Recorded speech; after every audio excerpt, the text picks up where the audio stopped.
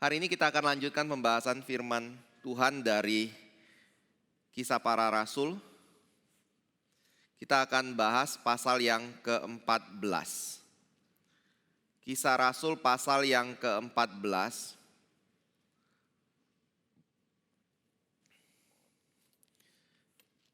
Dan pembacaan kita adalah dari ayat yang ke-8 sampai dengan ayat yang ke-28. Kisah Rasul 14 ayat yang ke-8 sampai dengan ayat yang ke-28. Oh ya, ngomong-ngomong, harga 300.000 murah nggak? Ya nggak terlalu mahal lah ya. Oke. Kisah Rasul 14 ayat yang ke-8. Di Listra ada seorang yang duduk saja karena lemah kakinya dan lumpuh sejak ia dilahirkan dan belum pernah dapat berjalan. Ia duduk mendengarkan ketika Paulus berbicara dan Paulus menatap dia dan melihat bahwa ia beriman dan dapat disembuhkan. Lalu kata Paulus dengan suara nyaring, "Berdirilah tegak di atas kakimu." Dan orang itu melonjak berdiri lalu berjalan kian kemari. Ketika orang banyak melihat apa yang telah diperbuat Paulus, mereka itu berseru dalam bahasa Likaonia, "Dewa-dewa telah turun ke tengah-tengah kita dalam rupa manusia."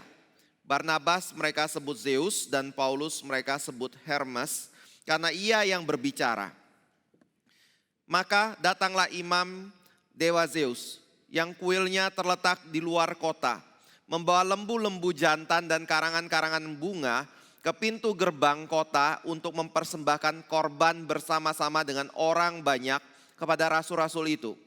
Mendengar itu Barnabas dan Paulus mengoyakkan pakaian mereka, lalu terjun ke tengah-tengah orang banyak itu sambil berseru, "Hai kamu sekalian, mengapa kamu berbuat demikian?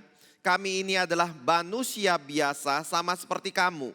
Kami ada di sini untuk memberitakan Injil kepada kamu, supaya kamu meninggalkan perbuatan sia-sia ini dan berbalik kepada Allah yang hidup, yang telah menjadikan langit dan bumi, laut dan segala isinya. Dalam zaman yang lampau, Allah membiarkan semua bangsa menuruti jalannya masing-masing. Namun, Ia tidak menyatakan dirinya dengan berbagai-bagai kebajikan, Namun ia bukan tidak menyatakan dirinya dengan berbagai-bagai kebajikan, yaitu dengan menurunkan hujan dari langit dan dengan memberikan musim-musim subur bagi kamu. Ia memuaskan hatimu dengan makanan dan kegembiraan. Walaupun rasul-rasul itu berkata demikian, namun hampir-hampir tidak dapat mereka mencegah orang banyak mempersembahkan korban kepada mereka. Tetapi datanglah orang-orang Yahudi dari Antiokhia dan Ikonium, dan mereka membujuk orang banyak itu memihak mereka. Lalu mereka melempari Paulus dengan batu dan menyeretnya keluar kota, karena mereka menyangka bahwa ia telah mati. Akan tetapi ketika murid-murid itu berdiri mengelilingi dia, bangkitlah ia lalu masuk ke dalam kota. Keesokan harinya berangkatlah ia bersama-sama dengan Barnabas ke Derbe. 21. Paulus dan Barnabas memberitakan Injil di kota itu dan memperoleh banyak murid. Lalu kembalilah mereka ke Listra, Ikonium dan Antiokhia. Di tempat itu mereka menguatkan hati murid-murid itu dan menasihati mereka supaya mereka bertekun di dalam iman dan mengatakan bahwa untuk masuk ke dalam kerajaan Allah, kita harus mengalami banyak sengsara. Di tiap-tiap jemaat rasul-rasul itu menetapkan penatua-penatua bagi jemaat itu, dan setelah berdoa dan berpuasa, mereka menyerahkan penatua-penatua itu kepada Tuhan, yang adalah sumber kepercayaan mereka. Mereka menjelajah seluruh Pisidia dan tiba di Pamfilia. Di situ mereka memberitakan firman di Perga, lalu pergi ke Atalia di pantai, dan dari situ berlayar mereka ke Antiokhia. Di tempat itulah mereka dahulu diserahkan kepada kasih karunia Allah untuk memulai pekerjaan yang telah mereka selesaikan. Setibanya di situ, mereka memanggil jemaat berkumpul. Lalu mereka menceritakan segala sesuatu yang Allah lakukan dengan perantaraan mereka, dan bahwa Ia telah membuka pintu bagi bangsa-bangsa lain kepada iman. Di situ mereka lama tinggal bersama-sama dengan murid-murid itu. Mari kita masuk dalam doa. Kami kembali bersyukur Bapa untuk pagi ini. Dan kami kembali bersyukur Engkau boleh mengumpulkan kami untuk datang dan mendengar firman-Mu. Kiranya sekali lagi Engkau boleh berbicara tengah-tengah kami. Dan kiranya sekali lagi firman-Mu boleh menerangi pikiran dan hati kami. Dan menuntun langkah kaki kami. Dan memberikan kami pengertian dan hikmat di dalam kehidupan kami. Bawa kami ya Tuhan untuk makin dekat dengan Engkau. Makin dikuduskan dalam kehidupan kami melalui firman yang kami dengarkan. Beri kami hati seorang murid, beri hati kami hati yang lembut. Yang ketika kami mendengar firman, kami bukan bersikap sebagai orang yang antipati. Kami bukan bersikap dengan sikap hati yang menolak firman. Kami bukan bersikap sebagai seorang yang mengkritisi kebenaran firman. Tapi biarlah kami boleh diberikan kelembutan hati untuk membuka diri, meneliti, mempelajari apakah yang diajarkan, yang diberitakan ataupun disampaikan itu adalah kebenaran yang bersumber dari Tuhan. Dan hal itu ketika kami temukan bahwa sesuai dengan kebenaran firman dan bersumber dari Tuhan, kiranya Engkau juga boleh berikan kepada kami kelembutan hati untuk mau mentaati dan melakukan dan menyatakannya di dalam kehidupan kami. Kami serahkan pagi ini dan setiap hal yang disampaikan dari mimbar-Mu ini, kiranya Engkau boleh kuduskan dan Engkau boleh berkati. Dalam nama Tuhan Yesus yaitu Tuhan dan Juru Selamat kami yang hidup, kami telah berdoa. Amin. Bapak Ibu saudara yang kasih Tuhan, pasal 14 ini merupakan pasal yang berbicara mengenai akhir dari perjalanan misi pertama yang dilakukan oleh Rasul Paulus. Makanya Bapak Ibu bisa melihat di dalam ayat yang ke-27, di situ dikatakan setibanya di situ mereka memanggil jemaat berkumpul, lalu mereka menceritakan segala sesuatu yang Allah lakukan dengan perantaraan mereka, dan bahwa Ia telah membuka pintu bagi bangsa-bangsa lain kepada iman. Tetapi di dalam ayat yang ke-26 bagian yang kedua, di situ ada dikatakan di tempat itulah mereka dahulu diserahkan kepada kasih karunia Allah untuk memulai pekerjaan yang telah mereka selesaikan. Jadi pada waktu kita membaca bagian yang mulai dari pasal 14 ayat 1 sampai pada ayat yang ke-28 ini, maka itu merupakan satu rangkaian akhir dari perjalanan misi dari Rasul Paulus. Seorang yang sebelumnya diutus dari Antiokhia bersama dengan Barnabas pergi menjelajahi wilayah-wilayah yang ada di Asia Minor. Lalu kemudian satu persatu mereka hampiri kota-kota yang ada di sana untuk mengabarkan tentang Yesus Kristus. Dan pada waktu mereka menjalankan misi itu bukan merupakan misi yang mudah. Bapak Ibu bisa melihat ada banyak sekali kendala yang mereka harus hadapi.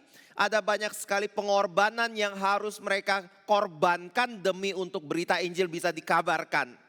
Dan salah satu hal yang paling mereka harus korbankan, selain dari uang, selain dari tenaga yang mereka harus keluarkan, tetapi juga kesehatan mereka dan bahkan nyawa mereka.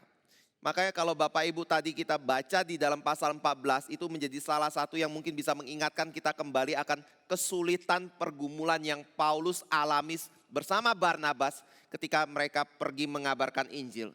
Yaitu apa?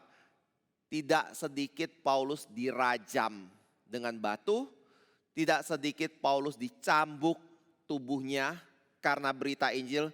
Dan ketika dirajam, Paulus kadangkala ada di dalam kondisi yang dikira sudah mati. Karena dia betul-betul babak belur akibat dari lemparan batu yang diberikan kepada diri dia. Tetapi apa yang dilakukan oleh Paulus? Alkitab berkata bahwa dia tidak mundur sama sekali. dia tetap dengan satu keberanian untuk terus memberitakan Injil di dalam kehidupan dia.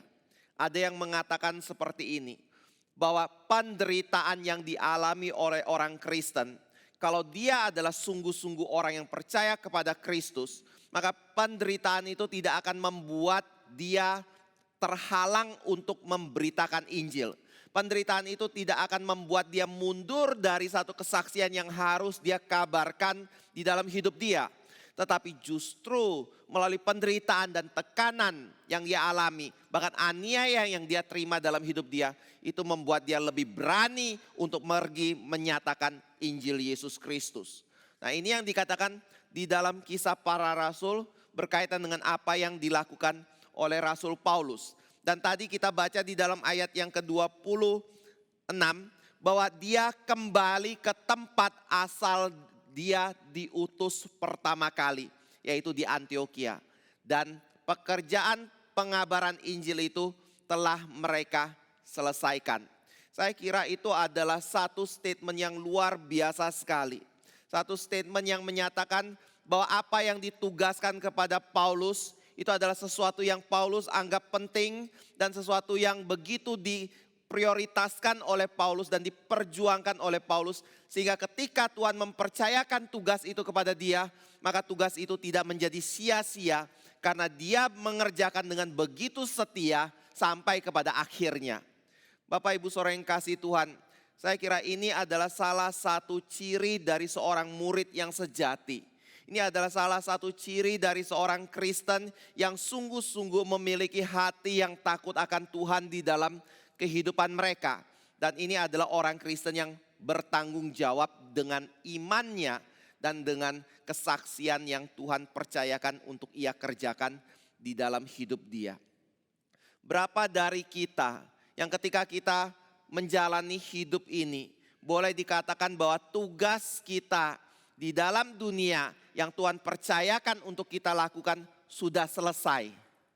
Bapak Ibu Saudara yang kasih Tuhan, saya kira gak banyak dari kita yang akan mengatakan hal itu dalam hidup kita. Tetapi kita di dalam zaman kita ini bersyukur sekali Tuhan memberikan ada contoh-contoh orang yang memiliki hati yang seperti ini. Dan salah satunya adalah pemimpin dari gerakan Reform Injili Indonesia, Pendeta Stephen Tong. Kalau kita perhatikan beliau di dalam melayani, nggak ada istilahnya ngaso sama sekali. Nggak ada istilahnya saya sudah cukup untuk melayani Tuhan. Beliau selalu punya satu cita-cita dalam hidup dia, atau satu mimpi dalam hidup dia. Dia bisa mati bagi Kristus di dalam pelayanan yang dia kerjakan. Dan demi untuk itu dia tidak ada istirahat kecuali kalau dia sudah terkapar karena sakit dan tidak bisa bangun lagi, baru dia istirahat. Tapi sebelum itu dia tidak ada kata istirahat sama sekali. Nah, ini membuat saya melihat mungkin salah satu orang di zaman ini yang layak untuk disebut. Dia sudah menyelesaikan tugas pekerjaannya sampai akhir, itu adalah Pendeta Stephen Tong. Tapi bagaimana dengan kita? Dan apa yang menjadi ciri dari murid yang betul-betul setia di dalam melayani? Supaya Tuhan bisa memakai kita secara efektif untuk melayani Tuhan. Ini yang menjadi tema yang kita akan bahas hari ini. Karena pada waktu kita melihat dalam ayat yang terakhir tadi, ayat yang ke-26, ke-27, banyak penafsir yang mengatakan bahwa ini berbicara tentang satu panggilan hidup sebagai seorang murid dan bagaimana seorang murid boleh menjalankan misinya sebagai seorang murid yang efektif di dalam dunia ini sampai kepada akhir dari kehidupannya. Nah, Bapak Ibu Saudara yang kasih Tuhan, memang Paulus belum berakhir hidupnya.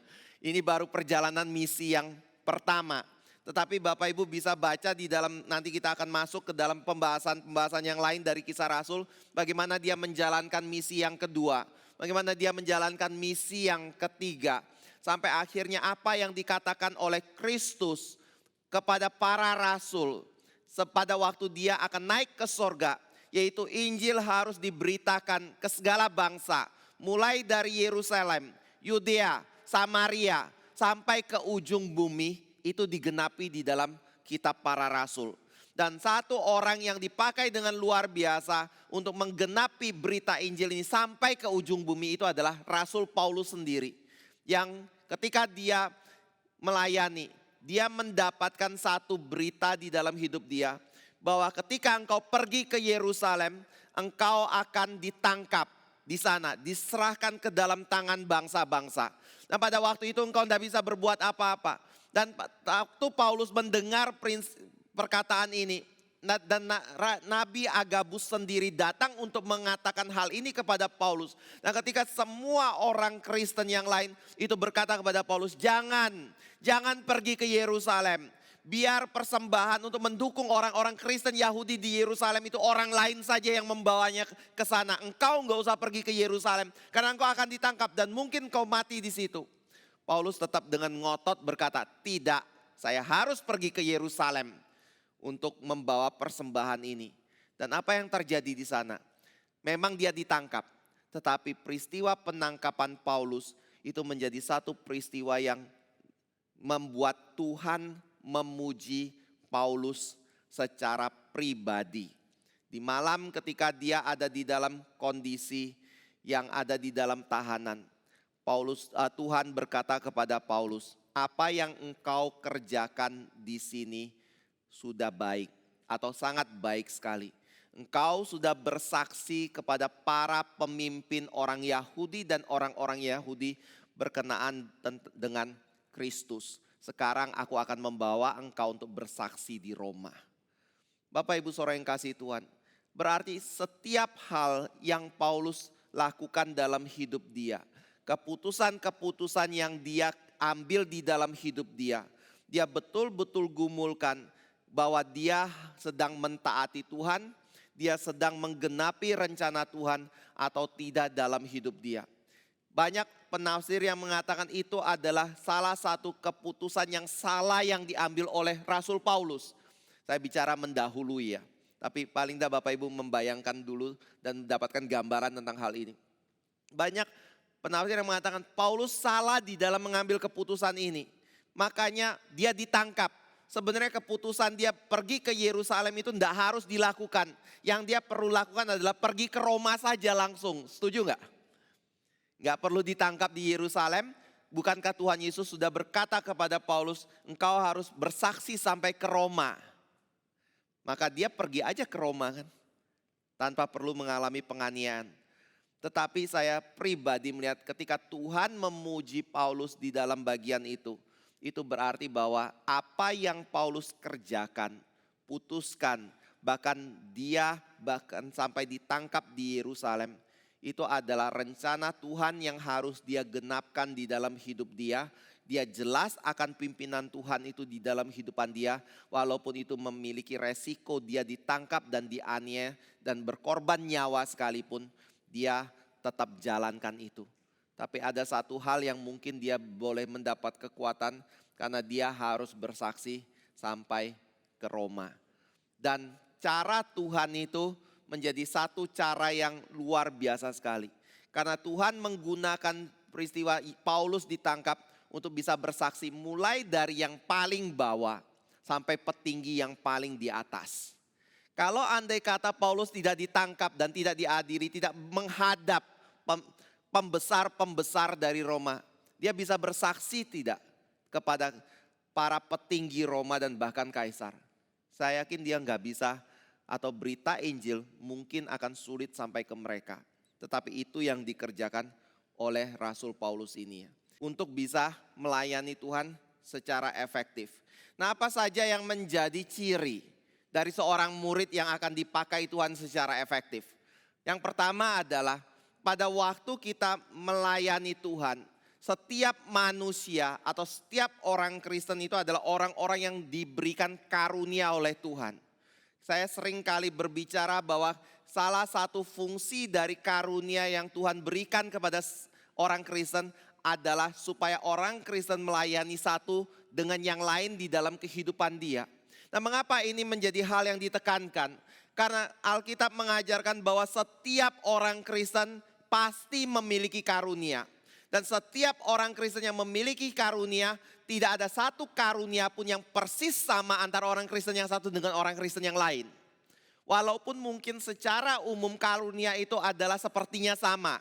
Misalnya karunia mengajar, karunia memberitakan firman, karunia untuk administrasi, karunia untuk memperhatikan.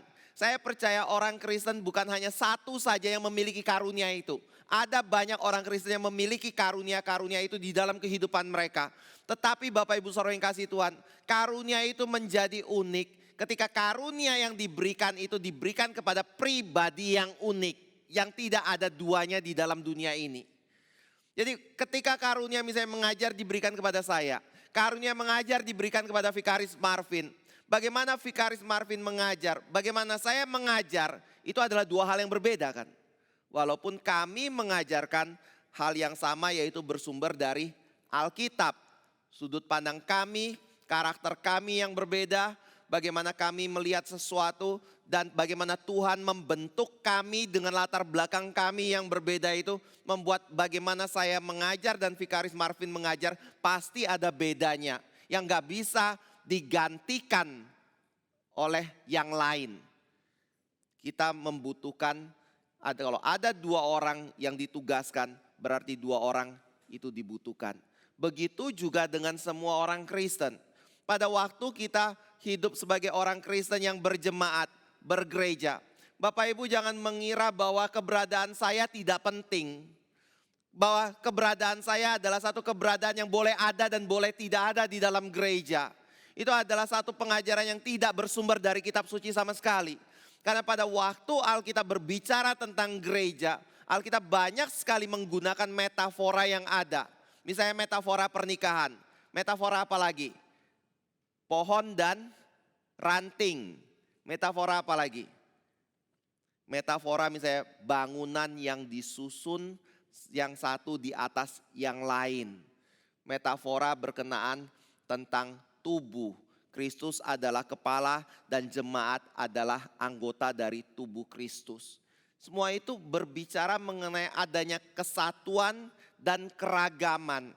Di mana semua orang Kristen itu menempati posisi masing-masing di dalam tubuh Kristus ataupun di dalam bangunan bait Allah yang Tuhan sedang bangun di dalam dunia ini. Jadi pada waktu kita berbicara tentang siapa orang Kristen. Orang-orang Kristen adalah orang-orang yang mendapatkan kasih karunia dari Allah Tritunggal. Bapa sudah memilih dia sejak dari kekekalan. Kristus menebus dia daripada dosa. Dan Roh Kudus mempersatukan diri dia dengan Kristus. Sehingga ia boleh dibenarkan dan diselamatkan dan mendapatkan penebusan yang dikerjakan oleh Kristus di dalam kehidupan dia. Tetapi pada waktu kita berbicara orang Kristen adalah orang-orang yang sudah diselamatkan oleh Allah Tritunggal di dalam sejak rencana kekekalan itu. Tetapi Alkitab juga tidak berhenti di situ. Alkitab kemudian berkata orang-orang ini kemudian diberikan karunia dan orang-orang ini kemudian dipersatukan di dalam tubuh Kristus. Untuk apa? Melayani satu dengan yang lain. Dengan begitu Bapak Ibu akan bertumbuh di dalam iman. Karena Bapak Ibu menggunakan karunia untuk melayani gereja Tuhan dan orang lain. Dan orang lain menggunakan karunia mereka untuk melayani Bapak Ibu Saudara. Itu sebenarnya kalau kita perhatikan di dalam pasal 14 ini. Ada bagian-bagian yang menyatakan bahwa Paulus menggunakan karunianya untuk melayani. Misalnya bagaimana? Bapak Ibu bisa membaca Paulus mengajar dengan begitu berani sekali. Itu bisa dibaca di dalam ayat yang ketiga pasal 14. Tadi kita tidak baca tapi karena sebelumnya kita sudah membaca bagian ini. Paulus mengajar dengan berani di situ. Lalu ayat yang ke 21 misalnya. Paulus dan Barnabas memberitakan Injil di kota itu dan memperoleh banyak murid di sana. Lalu Bapak Ibu bisa membaca dalam ayat yang ke-10. Ketika Paulus, ayat 9, ketika Paulus menatap orang yang lumpuh itu, bahwa ia beriman dan dapat disembuhkan. Maka di ayat 10 dikatakan Paulus dengan suara nyaring berteriak atau berkata bahwa berdirilah tegak dan di atas kakimu. Dan orang itu melonjak berdiri lalu berjalan kian kemari.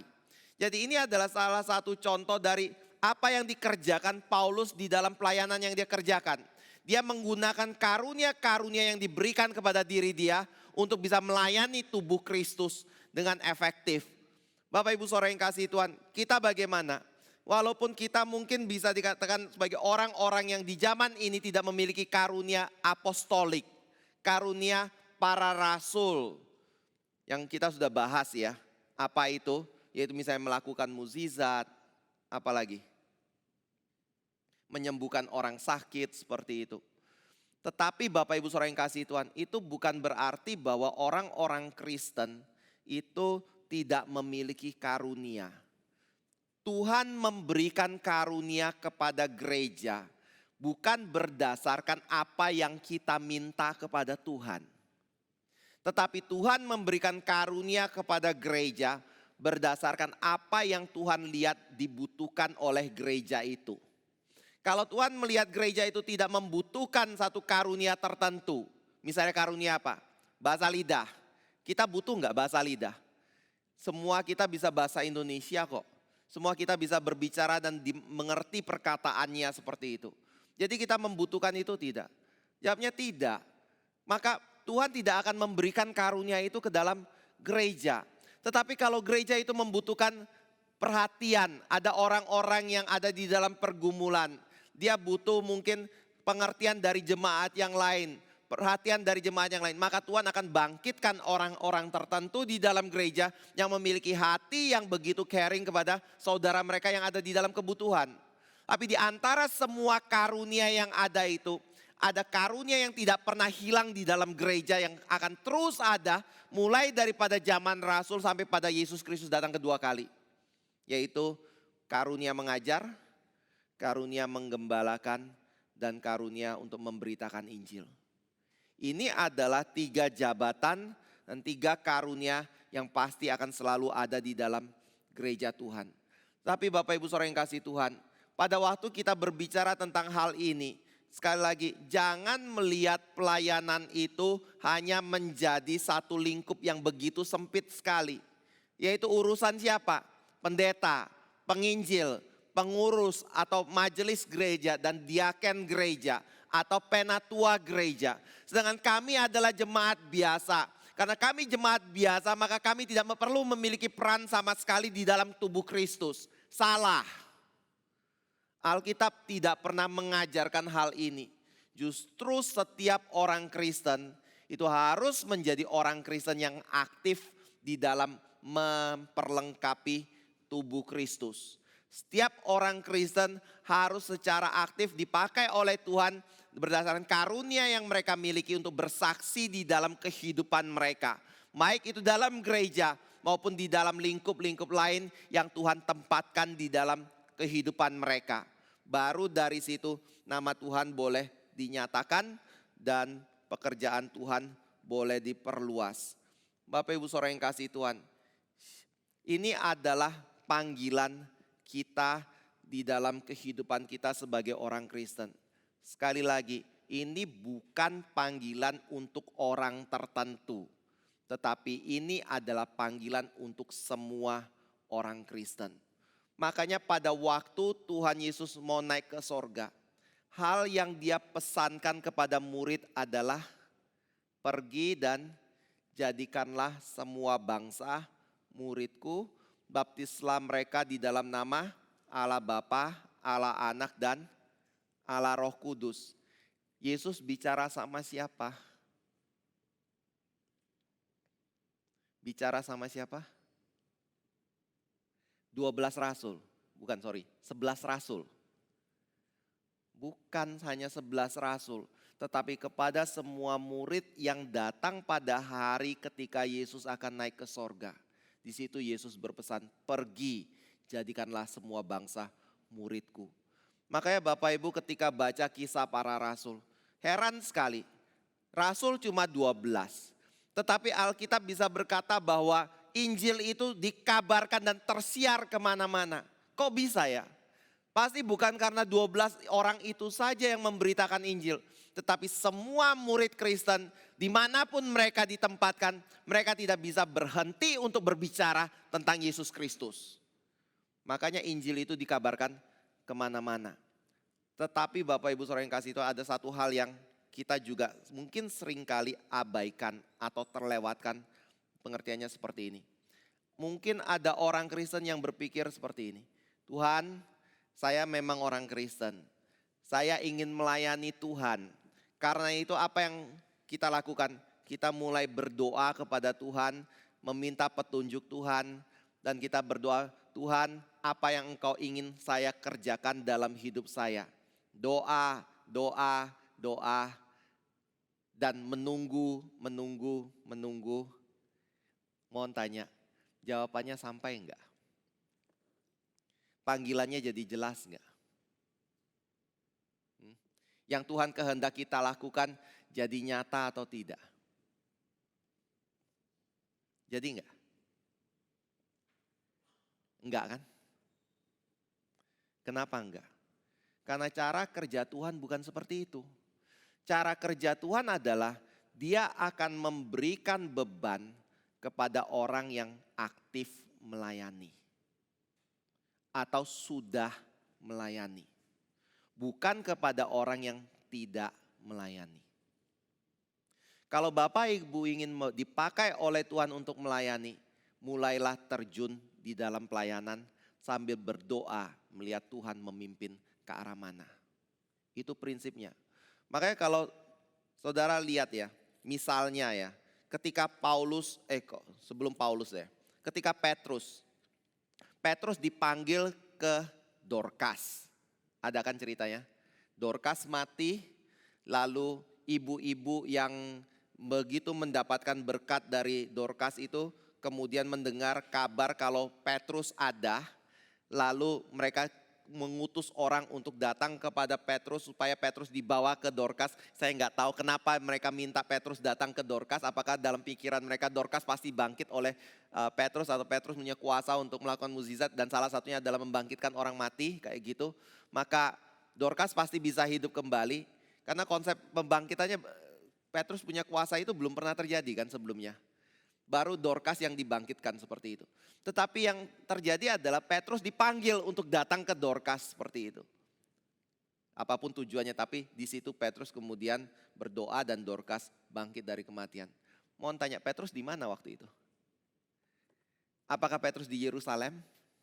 Bukan. Tapi Petrus sedang pergi menjalankan misi. Dan di situ dia dipanggil untuk melayani hal yang lain. Contohnya lain, pada waktu Paulus dan rekan-rekan dipanggil menuju kepada Makedonia. Kenapa mereka pergi ke Makedonia? Masih ingat ada orang yang melambai-lambaikan tangannya itu? Lalu mereka kemudian menafsirkan kemungkinan Roh Kudus memimpin kita ke kota itu. Tapi pertanyaannya adalah kapan mereka dipanggil ke Makedonia untuk melayani di sana? Apakah ketika Paulus ada di Antioquia?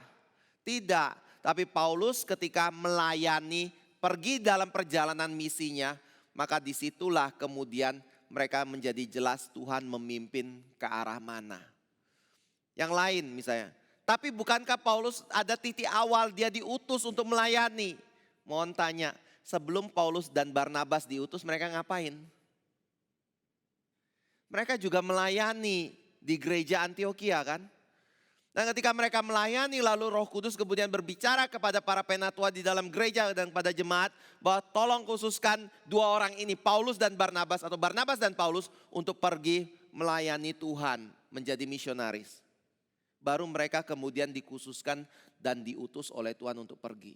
Jadi ketika kita berbicara siapa orang yang akan dipakai oleh Tuhan. Orang yang dipakai oleh Tuhan adalah orang yang melibatkan diri dalam pekerjaan Tuhan. Orang yang dipakai Tuhan adalah orang yang sudah menerjunkan diri untuk melayani Tuhan dalam kehidupan dia. Dia yang kemudian akan dipimpin oleh Tuhan untuk pekerjaan yang lebih besar dan lebih banyak dalam kehidupan dia. Dan lebih penting dalam kehidupan kerajaan Tuhan. Bukan orang yang pasif dan tidak aktif atau tidak terlibat apa-apa di dalam kerajaan Tuhan. Nah Bapak Ibu silakan gumulkan berkenaan tentang hal ini. Mana yang lebih baik, kalau bicara lebih nyaman, mana yang lebih nyaman?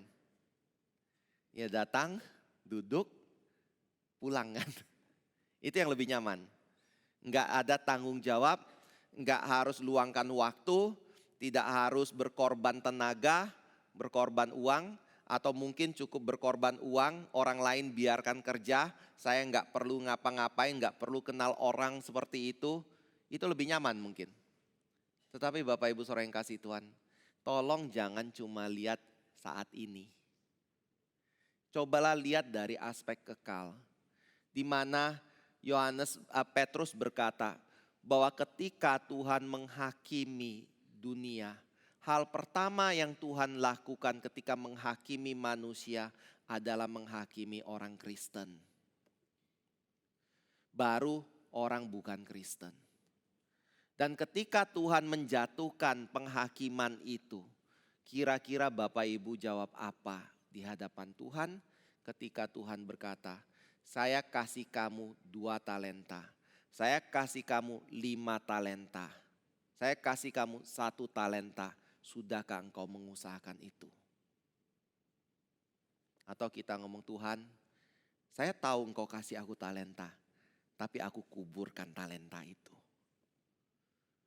Bapak Ibu Saudara yang kasih Tuhan, itu akan menjadi hari yang tidak bertanggung jawab. Dan kira-kira bagaimana kalau Tuhan Yesus tanyakan itu kepada kita. Jadi lihat dari aspek itu. Jangan cuma berpikir saya bisa menjadi orang Kristen yang baik tanpa perlu ada satu tanggung jawab dan beban yang ditugaskan untuk kita kerjakan dalam hidup kita. Itu sama dengan orang Kristen yang tidak bertanggung jawab atau bertanggung jawab dengan karunia yang Tuhan berikan bagi kita dan misi yang Tuhan ingin kita kerjakan di dalam kehidupan kita. Nah, hal yang kedua, yang pertama adalah bicara tentang karunia. Yang kedua adalah sebagai orang Kristen yang baik atau pelayan atau murid yang setia, yang baik, yang dipakai Tuhan. Dia harus memiliki satu sikap hati, yaitu ketika dia melayani, keberhasilan di dalam pelayanan itu tidak pernah boleh diambil untuk menjadi keberhasilan diri dia sendiri. Tetapi dia harus menjadi seorang yang selalu meninggikan Tuhan di dalam hidup dia.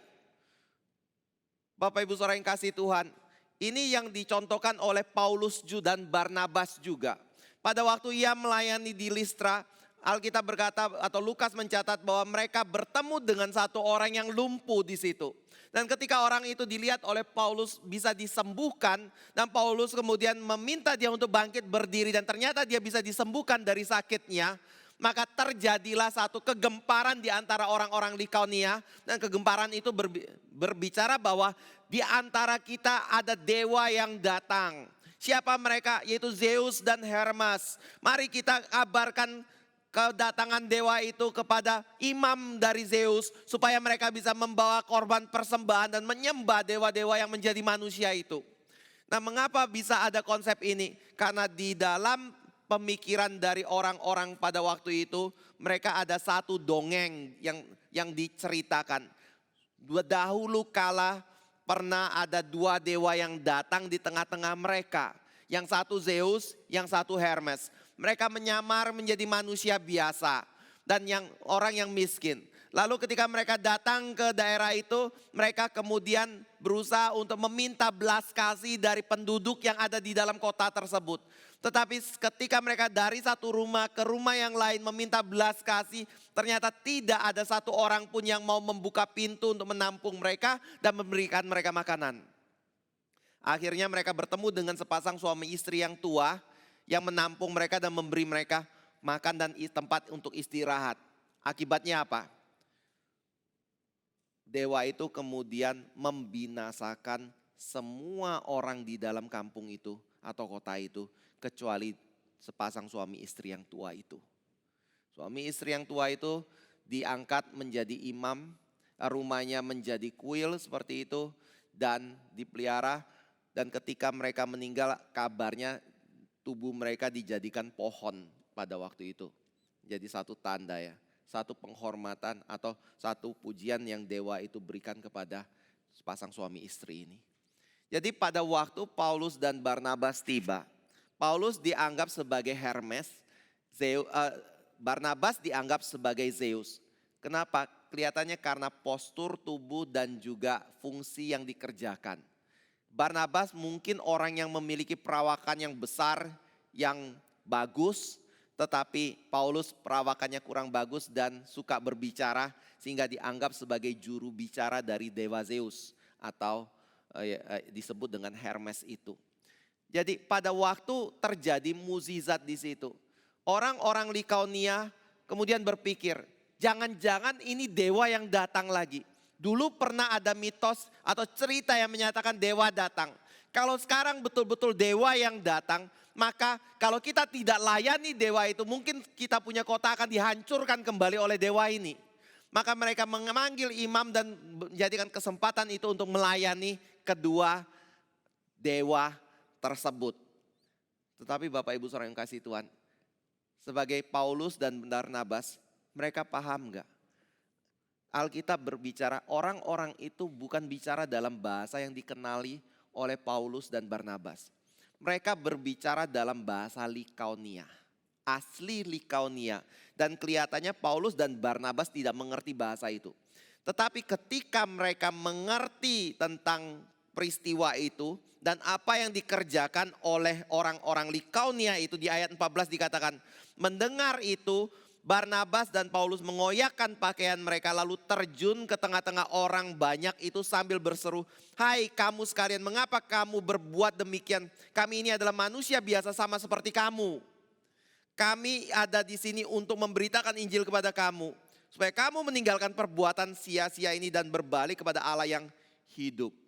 Bapak Ibu Saudara yang kasih Tuhan, mereka begitu mendengar kalau mereka disembah dan korban itu, binatang itu diperuntukkan untuk mereka, maka tidak satu detik pun mereka tunda untuk mengatakan, kami manusia biasa, engkau tidak boleh menyembah diri kami. Bapak Ibu Saudara yang kasih Tuhan, ini bisa menjadi, kalau kita mau kembangkan sedikit ya, mungkin kita bisa mengambil teorinya si Saul, Raja Saul. Ketika dia menaklukkan Raja Agag, orang-orang itu, maka sebenarnya Samuel sudah berkata, semua orang dan binatang yang ada harus dimusnahkan kan.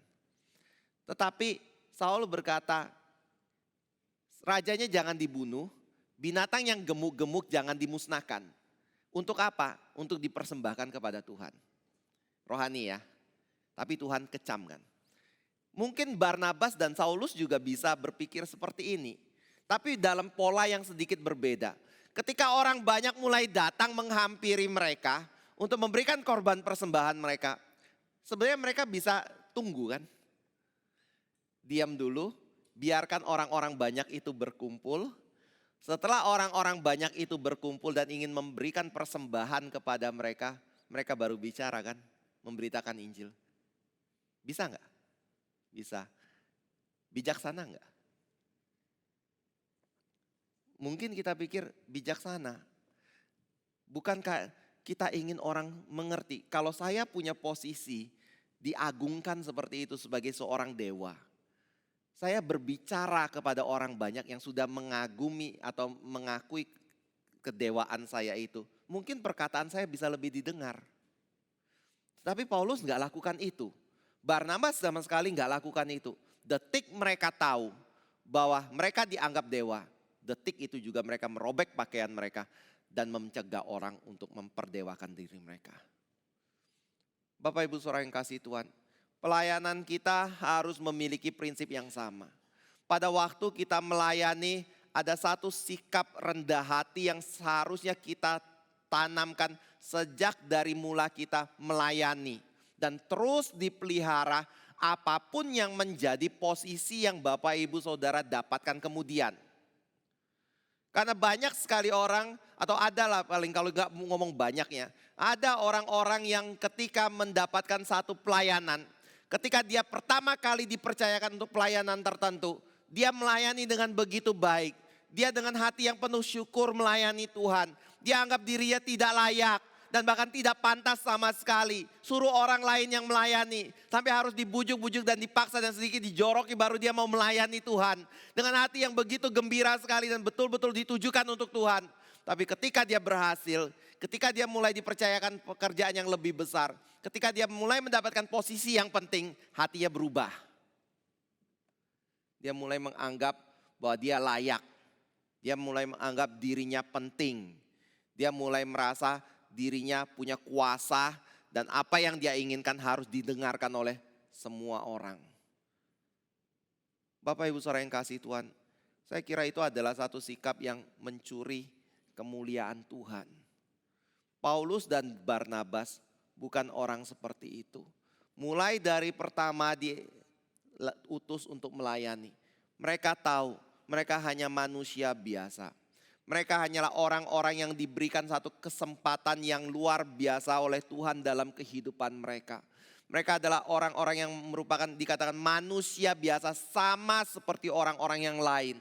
Dan bahkan Paulus di akhir dari hidupnya berkata, aku adalah orang yang paling berdosa dari antara semua manusia yang berdosa.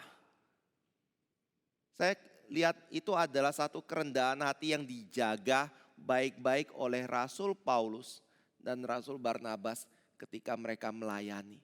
Posisi mereka, keberhasilan mereka, banyaknya gereja yang mereka dirikan dalam hidup mereka tidak pernah membuat mereka menjadi sombong dan merasa diri layak untuk menjadi hamba Tuhan, untuk melayani Tuhan dan mendapatkan penghormatan. Di dalam surat Korintus, Paulus ada berbicara satu hal.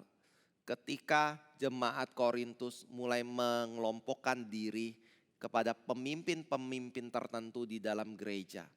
Ada yang berkata, saya berpihak kepada Apolos. Ada yang berkata, saya berpihak kepada Petrus. Ada yang berkata, saya berpihak kepada Paulus. Ada yang berkata, saya berpihak kepada Yesus Kristus. Maka Paulus berkata apa? Siapa Apolos? Siapa Petrus? Siapa Paulus? Kami ini hanyalah hamba-hamba yang melayani. Bapak Ibu boleh buka 1 Korintus pasal 1 ya. 1 Korintus pasal 1. Mengenai perpecahan dalam jemaat mulai dari ayat 10 ya. Kita baca ya sampai ayat 17. Tetapi aku menasihatkan kamu, saudara-saudara, demi nama Tuhan kita Yesus Kristus, supaya kamu seia, sekata dan jangan ada perpecahan di antara kamu. Tetapi sebaliknya supaya kamu erat bersatu dan sehati sepikir. Sebab saudara-saudaraku, aku telah diberitahukan oleh orang-orang dari keluarga Chloe tentang kamu, bahwa ada perselisihan di antara kamu. Yang aku maksudkan ialah bahwa kamu masing-masing berkata, aku dari golongan Paulus, atau aku dari golongan Apolos, atau aku dari golongan Kefas, atau aku dari golongan Kristus. Adakah Kristus terbagi-bagi? Adakah Paulus disalibkan karena kamu? Atau adakah kamu dibaptis dalam nama Paulus? Aku mengucap syukur bahwa tidak ada seorang pun juga di antara kamu yang aku baptis selain Krispus dan Gaius. Sehingga tidak ada orang yang dapat mengatakan bahwa kamu dibaptis dalam namaku. Juga keluarga Stefanus aku yang membaptisnya. Kecuali mereka aku tidak tahu. Entahkah ada lagi orang yang aku baptis. Sebab Kristus mengutus aku bukan untuk membaptis, tetapi untuk memberitakan Injil, dan itu pun bukan dengan hikmat perkataan, supaya salib Kristus jangan menjadi sia-sia. Lalu lompat ke pasal 3. Perselisihan itu menunjukkan kalau kita masih manusia duniawi, ayat yang ketiga. Sebab jika di antara kamu ada iri hati dan perselisihan, bukankah hal itu menunjukkan bahwa kamu manusia duniawi dan bahwa kamu hidup secara manusiawi? Karena jika yang seorang berkata, aku dari golongan Paulus, yang lain berkata, aku dari golongan Apolos, bukankah hal itu menunjukkan bahwa kamu manusia duniawi yang bukan rohani? Jadi apakah Apolos, apakah Paulus, pelayan-pelayan Tuhan yang olehnya kamu menjadi percaya, masing-masing menurut jalan yang diberikan Tuhan kepadanya? Ayat 6, aku menanam, Apolos menyiram, tetapi Allah yang memberi pertumbuhan. Karena itu yang penting bukanlah yang menanam atau yang menyiram, melainkan Allah yang memberi pertumbuhan. Baik yang menanam maupun yang menyiram adalah sama. Dan masing-masing akan menerima upahnya sesuai dengan pekerjaannya sendiri. Karena kami adalah kawan sekerja Allah, kamu adalah ladang Allah, bangunan Allah. Bapak Ibu Saudara yang kasih Tuhan, Paulus dengan jelas sekali mengerti posisi dia, tanggung jawab dan tugas yang dia harus kerjakan dalam hidup dia. Dia hanya hamba.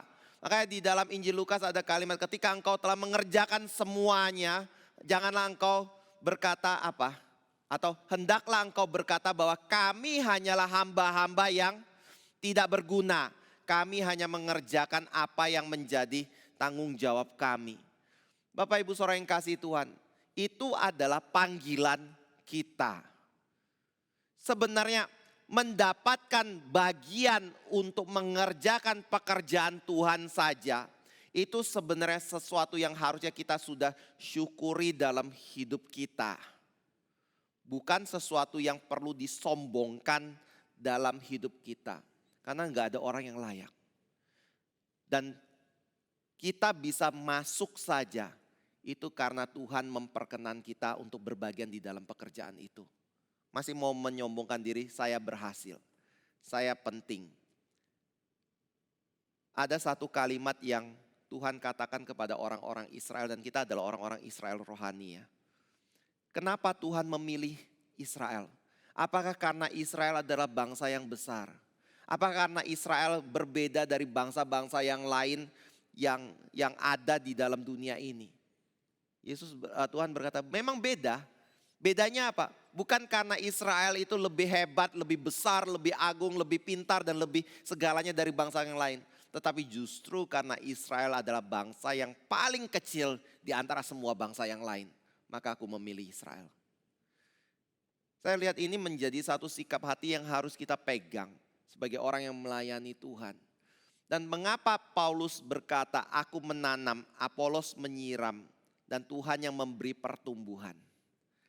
Bapak Ibu pernah bertemu, ya ada sih orang-orang yang mulai dari menanam sampai menuai dia kerjakan.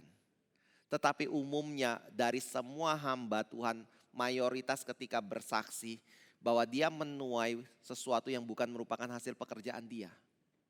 Tetapi ada hamba Tuhan yang ketika bekerja dia menabur, gak ada hasilnya. Sampai dia mati gak ada hasilnya sama sekali. Betul kan? John Murray adalah salah satu orang itu. Dia pergi ke Afrika, dia menabur di sana seumur hidup dia. Tetapi ketika dia menabur, dia melihat tidak ada satupun orang Afrika yang tergerak untuk percaya kepada Injil Yesus Kristus. Sampai akhirnya dia mati, mungkin dia mati dengan satu kesedihan di dalam hati dia. Tetapi begitu dia mati, orang lain yang datang ke situ melayani langsung menuai jiwa-jiwa untuk percaya kepada Kristus dan bertobat di dalam iman kepada Kristus. Kenapa ya? Kenapa Tuhan tidak izinkan misalnya saya bertemu orang, saya injili, lalu bawa orang itu kepada Kristus. Besarkan dia. Kenapa ketika saya injili butuh orang lain untuk menuai? Kenapa orang yang menuai tidak boleh ketika menabur mungkin tidak berhasil? Kenapa? Karena Tuhan ingin bukan kita yang dimuliakan, tetapi Tuhan yang ditinggikan. Karena Tuhan ingin kita tahu bahwa yang kita kerjakan bukan kita yang membuat berhasil, tetapi Tuhan yang membuat berhasil. Tuhan yang memberi pertumbuhan atas semua itu. Makanya Bapak Ibu Saudara yang kasih Tuhan, adakah yang kita bisa sombongkan? Adakah kemuliaan yang kita bisa turut mencicipi dan menjadi milik kita dan kita ambil dan kita tidak kembalikan kepada Tuhan? Saya lihat itu bukan sikap hati seorang murid yang sejati di dalam hidup mereka ya. Tetapi murid yang sejati dia harus punya kerendahan hati. Kerendahan hati untuk mengakui bahwa pekerjaan yang dia kerjakan itu adalah satu kepercayaan yang Tuhan berikan. Dia harus memiliki kerendahan hati untuk mengakui bahwa keberhasilan di dalam pelayanan yang dia kerjakan itu adalah karena Tuhan menyertai dengan kuasa Tuhan dan bukan karena prinsip dia, bukan karena kepandaian dia berstrategi dan segala sesuatunya. Tetapi hanya karena penyertaan Tuhan, maka semua itu bisa terjadi dan berhasil. Terakhir, apa yang diperlukan oleh seorang murid yang sejati, yang pelayanannya akan diberkati oleh Tuhan, yaitu persistensi. Persistensi itu bicara tentang ketekunan, ngotot, tidak mau menyerah, tidak gampang untuk patah arang atau tidak gampang mutung lalu berhenti dan meninggalkan pelayanan. Bapak Ibu Saudara yang kasih Tuhan, coba bayangkan ya. Mungkin bisa membantu kita sedikit untuk melihat bagaimana beratnya perjuangan dari Rasul Paulus seperti itu. Kalau kita yang menjadi Rasul Paulus, melayani satu tempat, lalu ditolak oleh orang. Gak usah pergi misi ya, di gereja. Saya sungguh-sungguh mau melayani. Begitu saya datang ke gereja, melayani baru dipercayakan satu bidang tertentu misalnya, atau baru mau melayani di bawah seseorang, kepentok dengan orang yang menjadi pemimpin atau koordinator kita. Atau kepentok dengan sesama rekan pelayanan yang lain. Mau tanya, masih melayani enggak? Banyakan mundur. Di dalam Global Convention, nah ini adalah satu berita yang banyak ditulis di buku-buku misionaris juga ya. Tapi di Global Convention itu ada kalimat seperti ini. Apa yang menjadi penyebab utama seorang misionaris itu berhenti melayani sebagai seorang misionaris? Kalau kita ditanya itu kira-kira jawabannya apa? Ladang misi yang susah, penganiayaan yang terjadi, penolakan yang diberikan oleh orang-orang yang dilayani. Mungkin ada, tetapi tingkatan penyebab berhentinya melayani itu tidak pernah menjadi nilai yang utama. Yang menjadi penyebab utama misionaris mundur dari pelayanan adalah misionaris yang lain. Sesama hamba Tuhan yang melayani, yang satu menjadi batu sandungan bagi orang lain yang di dalam pelayanan sehingga membuat mereka mundur. Dan apa yang menjadi penyebab utama orang Kristen ketika melayani lalu mundur dalam pelayanan? Ya orang Kristen yang lain kan. Bapak Ibu Saudara yang kasih Tuhan. Tapi bagaimana dengan Paulus? Paulus pernah ngalami loh yang namanya perselisihan besar sekali dengan Barnabas. Tetapi Alkitab berkata, baik Paulus maupun Barnabas tetap melayani Tuhan dengan setia. Paulus mengalami hambatan yang besar enggak? Mengalami hambatan yang besar. Baik dari rekan pelayanan, mungkin dengan Barnabas, dengan Petrus seperti itu yang hidupnya tidak sesuai dengan Injil hingga Paulus harus menegur dia. Atau dari sisi Petrus sendiri enggak gampang di dalam melayani karena dia mendapat teguran dari Rasul Paulus. Padahal dia adalah orang penting dari antara 12 rasul. Tapi dia tetap melayani. Dan pada waktu Paulus mengalami penolakan, setiap kali dia pergi ke tempat-tempat yang ada, Bapak Ibu boleh baca, tidak pernah ada damai di situ. Yang ada adalah permusuhan, yang ada adalah perpecahan, yang ada adalah penolakan. Seperti yang Yesus katakan, aku datang bukan untuk membawa damai, tetapi aku datang untuk membawa pedang. Paulus selalu ditolak. Tolaknya bukan halus lagi, tolaknya kasar sekali dan bahkan penuh dengan ancaman dan aniaya. Pemenjaraan, penyesahan atau cambuk dan juga rajam batu seperti itu. Kalau kita, saya yakinkan satu hal, ketika Bapak Ibu mau melayani, siap hati untuk dikritik ya. Siap hati untuk digosipin ya. Siap hati untuk disalahin. Jangan siap hati untuk dipuji, pasti nggak dapat kemungkinan besar ya. Ada yang orang ngomong kayak gini, kalau melayani di Reform sudah harus keluar tenaga yang berat, lalu kemudian keluar uang, sudah keluar uang, keluar apa lagi? ya apapun juga kayak gitu yang diperlukan. Tapi setelah semua itu dikeluarkan, dia ngomong satu hal. Siap hati untuk dikritik, jangan dipuji ya. Dan Pak Tong sendiri tidak pernah mengeluarkan kata terima kasih untuk orang yang melayani. Budaya kita kan kalau melayani, terima kasih ya, sudah melayani ya. Pak Tong nggak pernah ngomong kalimat ini loh. Mohon tanya, yang benar yang mana? Ucapin terima kasih atau enggak ucapin terima kasih? Sudah melayani dengan susah payah dan berat, dikoreksi lagi untuk lebih baik pelayanan atau didiamin? Digelus-elus kayak gitu. Nanti besok layani lagi ya, bagus loh pelayananmu hari ini. Yang mana yang lebih memberi semangat? Yang dipuji kan? Yang benar yang mana? Yang benar yang mana? Yang dipuji atau yang enggak? Yang tidak.